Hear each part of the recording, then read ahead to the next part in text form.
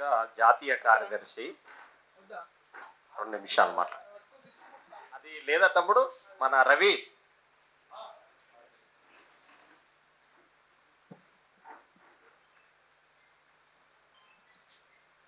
అందరికీ నమస్కారాలు.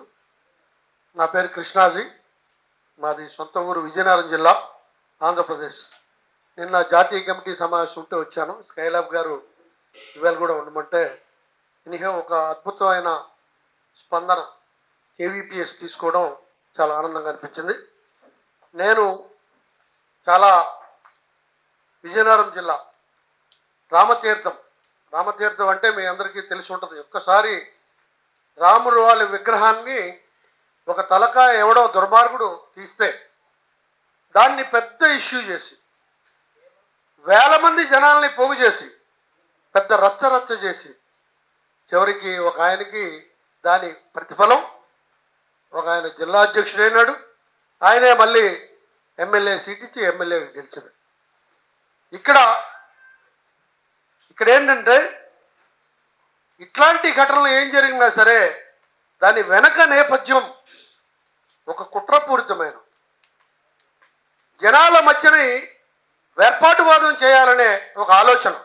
ఎక్కడ ఏం జరిగితే దాన్ని ఉపయోగించుకొని ప్రశాంతంగా ఉన్న ఆంధ్ర తెలంగాణలో మన తెలుగు జాతిని నిర్వీర్యం చేసి మొక్కలు చేయాలనే ఆలోచన దీని వెనకాతలు ఉంది మిత్రులారా. ఇక్కడ ఇందాక ఆల్రెడీ స్కైలాబ్ గారు చైలబాబు గారు చెప్పారు. మల్లికార్జునరావు గారు నిజామాబాద్ జిల్లాలో జన విజ్ఞాన టీంకి వెళ్తే ఆయన కొంచెం మొండోడు, అదే ఇంకొకడైతే ఏ ఆత్మహత్య చేసుకునేవాడు. అసలు కంప్లీట్గా ఒక ఉపాధ్యాయుడికి మత సామరస్యం గురించి బోధించకుండా, మత స్వేచ్ఛ గురించి బోధించకుండా నియంత్రించడానికి ఎవడు వీళ్ళకి అధికారం ఇచ్చాడు అని మేము జన విజ్ఞాన వేదిక ప్రశ్నిస్తున్నాం మిత్రుల. ఈరోజు మొత్తం కంప్లీట్గా హిందూ మతం ఏం చెప్పింది? ఏదో అక్కడ మరి అన్నమయ్య పీఠాధిపతి గారు ఉన్నారు. పరమత సహనాన్ని బోధించింది హిందూ మతం. హిందూ మతంలో ఉన్న గొప్పతనం మిగతా మతాల కంటే చూస్తే అన్ని మతాలని సమానంగానే గౌరవించాలి అని చెప్తా ఉంటే ఇక్కడ మతోన్మాదాన్ని రెచ్చగొట్టి ఈరోజు ఎక్కడైతే మొత్తం కంప్లీట్గా అన్ని రాష్ట్రాల్లో అధికారంకి వచ్చామో ఖచ్చితంగా మతాన్ని రెచ్చగొట్టకపోతే మనం అధికారంలోకి రాలేమో అనే ఒక పెద్ద కుట్ర ఇది మొత్తం కంప్లీట్గా కేంద్ర ప్రభుత్వం దగ్గర నుంచి జరుగుతుంది మిత్రులారా. అందులోని భాగంగానే ఈరోజు రాముడి గురించి నేను చిన్నప్పుడు చదువుకున్నాను. ఒక అద్భుతమైన రోల్ మోడల్ రాముడు. ఏకపత్నావ్రతుడు రాముడు, శాంతానికి ప్రతీక. అట్లాంటి రాముడు పేరు చెప్పి కొంతమంది జై శ్రీరామ్ అంటుంటే ఏంది జై శ్రీరాము?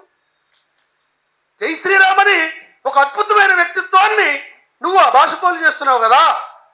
దీన్ని హిందూ మతం ఎట్లా భరించగలుగుతుంది?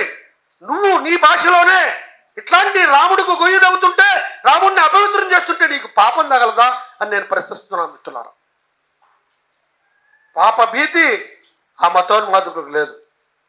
నిజమైన మతాభిమానం కూడా ఆ మతోన్మాదులకు లేదని నేను ఇక్కడ సభాముఖంగా చెప్పదలుచుకున్నాను. కేవలం మతాన్ని రెచ్చగొట్టి జనాల్ని విడదీసి పబ్బం గడుపుకుందామనే ఒకే ఒక ఆలోచనతో వాళ్ళు చేస్తున్నారు తప్పితే ఇది ఏదో హిందూ మతం మీద విపరీతంగా అభిమానం పొంగి పొరలి మాత్రం కాదని నేను ఈ సభాముఖంగా చెప్పదలుచుకున్నాను మిత్రులారా. ఇక్కడ మొత్తం కంప్లీట్గా చూస్తే సైన్స్ అండ్ టెక్నాలజీ విపరీతంగా అభివృద్ధి అయింది. సైన్స్ సంఘంగా మేము బాధపడేది ఏంటంటే మనం అభివృద్ధి అవుతున్న ఆకులు అలములు కట్టుకున్న పూర్వం ఈరోజు మొత్తం కంప్లీట్గా చూస్తుంటే మనం బట్టలు వేసుకున్నాం, ఇవన్నీ పోయి మళ్ళీ మహాకుంభాభిషేకంలో మళ్ళీ అఘోరాలు తయారైనారు మొత్తం. అంటే మనం వెనక్కి వెళ్తున్నామా? మన మత ప్రచారం, మత గ్రంథాలు ఏం చెప్తున్నాయి అన్నది ఒక్కసారి ఆలోచించాలా. నిజంగా ఇంత అద్భుతమైన కార్యక్రమం ఖచ్చితంగా జన విజ్ఞాన వేదికే కాదు, మానవత్వం ఉన్న ఏ సంఘమైనా సరే దాడికి పాల్పడిన ఏ హింసాయుతమైన ఘటనైనా సరే ఖండించాల్సిన అవసరం ఉందని చెబుతూ నాకు ఈ అవకాశం ఇచ్చిన మీ అందరికీ ధన్యవాదాలు. Thank you అనంట.